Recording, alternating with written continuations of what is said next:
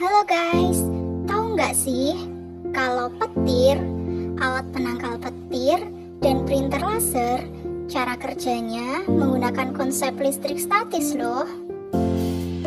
Penasaran? Ayo kita simak video berikut ini.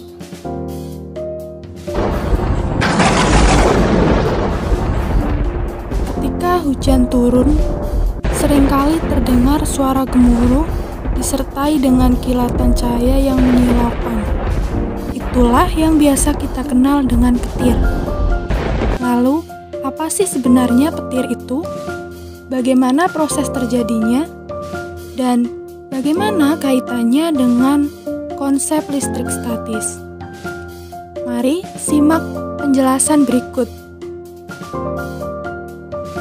Petir merupakan gejala alam yang biasa muncul pada musim hujan di saat langit memunculkan kilatan cahaya sesaat yang menyilaukan, yang beberapa saat kemudian disusul dengan suara menggelegar yang disebut dengan gemuruh. Perbedaan waktu munculnya ini disebabkan karena adanya perbedaan antara kecepatan suara dan juga kecepatan cahaya. Berdasarkan konsep fisika, yaitu mengenai listrik statis, petir ini merupakan lompatan bunga api raksasa antara dua massa dengan lompatan medan listrik yang berbeda. Dengan kata lainnya, petir terjadi karena adanya perpindahan muatan negatif menuju muatan positif. Saat terjadinya petir, ada pelepasan muatan listrik yang berasal dari awan dengan energi yang sangat besar. Energi tersebut seolah-olah dapat menghancurkan segalanya, seperti dapat membelah bumi. Lalu apa sih dampak yang ditimbulkan dari munculnya petir ini? Dampak yang bisa ditimbulkan antara lain yaitu petir ini dapat menumbangkan pohon dan petir dapat menyambar bangunan-bangunan yang relatif tinggi. Petir terjadi akibat adanya perbedaan potensial antara awan dengan bumi atau antara awan dengan awan yang lainnya. Pergerakan awan di langit menyebabkan terjadinya pembentukan muatan, yang mana selama pergerakan awan akan berinteraksi secara terus-menerus sehingga muatan positif dan negatif akan berkumpul pada masing-masing sisi yang berbeda. Muatan positif atau proton berkumpul pada salah satu sisi, yaitu pada sisi bagian atas, dan muatan negatifnya, yaitu elektron, berkumpul pada sisi bagian bawah. Dalam proses ini, jika terjadi perbedaan potensial yang besar antara awan dan bumi, maka akan terjadi pembuangan muatan elektron agar terjadi kesetimbangan.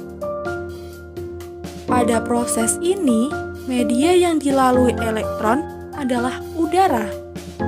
Dan ketika elektron dapat menembus batas isolasi udara, maka akan terjadi ledakan suara berupa gemuruh. Selanjutnya adalah penangkal petir. Bentuk dari penangkal petir sendiri berupa batang logam yang berujung lancip dan dihubungkan dengan kawat logam berukuran besar.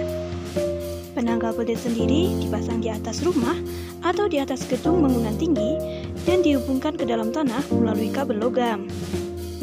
Prinsip kerja alat ini adalah pengosongan atau penetralan muatan listrik. Beda potensial yang besar antara awan dan awan atau awan dan bumi menyebabkan terjadinya lompatan muatan listrik atau perpindahan elektron bersama-sama lompatan muatan listrik tersebut kita kenal dengan sebutan petir. Agar muatan listrik tidak merambat ke tanah melalui bangunan, maka dibuatlah alat bernama alat penangkal petir. Fenomena listrik statis dapat juga kita temui pada prinsip kerja mesin printer laser. Printer laser adalah printer yang pencetakannya menggunakan teknologi laser. Printer ini sering kita gunakan untuk mencetak berbagai objek, mulai dari tulisan, grafik, gambar, foto, dan lain sebagainya. Sumber warna yang digunakan pada printer ini bukan dari tinta lagi, melainkan dari toner yang tersimpan di dalam cartridge. Nah, printer laser yang sering kita gunakan ini ternyata juga bekerja menggunakan prinsip listrik statis loh. Listrik statis yang mengalir pada mesin printer laser ini akan memberikan balik muatan, baik positif maupun negatif, sehingga keduanya akan saling tarik-menarik. Lalu, bagaimana sih konsep listrik statis pada prinsip kerja printer laser ini? Yuk mari kita simak penjelasan yang berikut ini. Di dalam printer laser terdapat 4 buah cartridge yang terdiri dari warna hitam, kuning, biru, dan ungu. Printer laser terdiri dari primary charging roller atau PCR dan photoreceptor drum atau OPC. PCR tersebut akan berputar kemudian dilanjutkan oleh OPC. Lalu terdapat sinar laser yang memberi sinar negatif terhadap OPC untuk menyiapkan proses gambar. Ketika sinar laser jatuh tepat di OPC yang berada di bawah PCR, maka akan terbentuk desain yang akan kita print. Selanjutnya, toner atau bubu hitam akan berputar di toner hopper dan bergerak ke developer roller.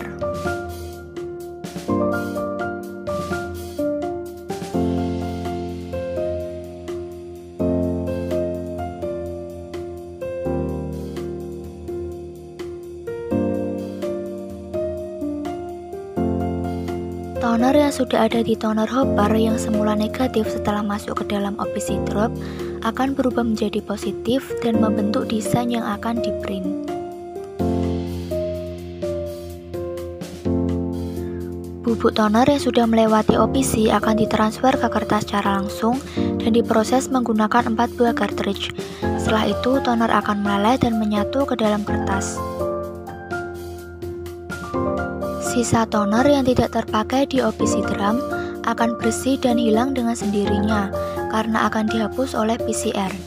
PCR ini tidak mentransfer ke OPC, tetapi akan bergesekan dengan developer roller dan berputar lagi ke toner hopper.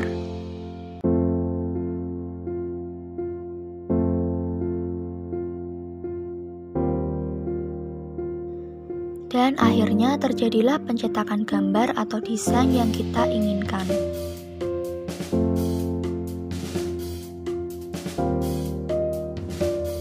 Sekian video dari kami, sampai jumpa.